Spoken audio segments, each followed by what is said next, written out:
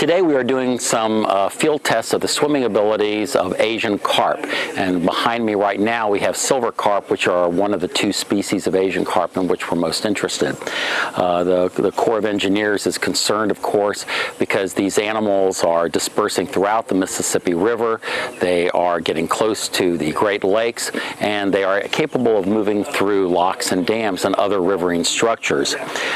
Their swimming abilities are not known, and some people have suggested that they're quite powerful swimmers like salmon, but our own observations are that they are relatively weak swimmers, and this is a good thing because it means that we can contain, flush, and possibly manage these animals by generating flows that are in excess of their swimming abilities.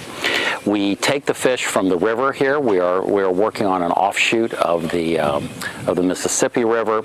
We put them in this mobile swim tunnel with local water.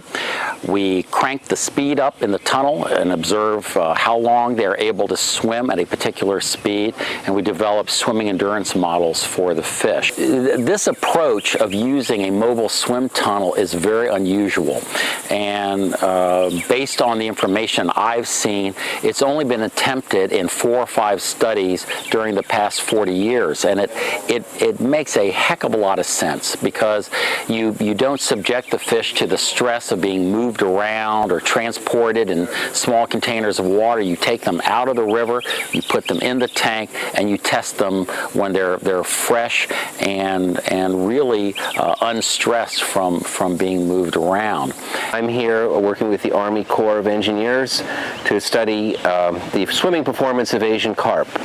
And that's a real sincere interest to us up at the north end of the river because the carps have not invaded that piece of the river yet, and it's pretty clear to us that the water flows through the locks and dams is holding them back. It's extremely important for everybody to do whatever they can to prevent these destructive fish from getting into our ecosystems. They're voracious, they impact the very base of the food chain, and they jump, which is not good either. Nothing good about them. Asian carp were brought here in the 1970s, and they are believed to have escaped sometime during the 1980s. We began to see them in the lower Mississippi River in the early 1990s, in fact 1991 to be specific. They are spreading into almost every contiguous habitat of the Mississippi River.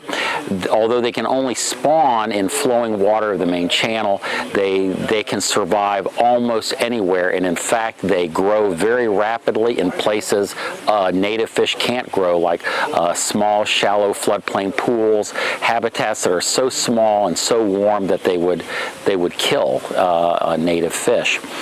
They eat plankton at an extraordinary rate.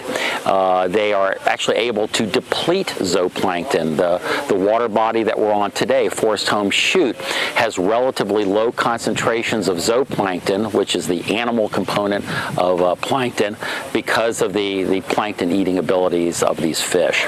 They are believed to compete very strongly with our native fishes, particularly planktivorous fish like our own North American paddlefish.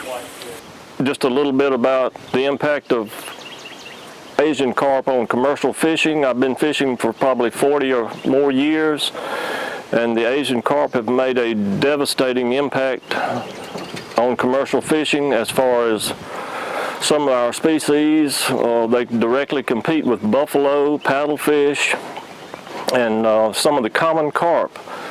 And our catch of some of these species has been dramatically reduced because of Asian carp, especially the silver carp. Big heads are a problem, but the silver, I think, is more of a problem.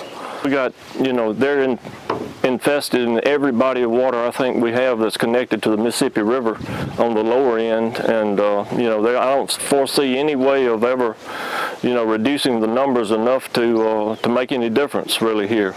Well, I think the people on the upper Miss need to really pay close attention to what's happened down here in the south.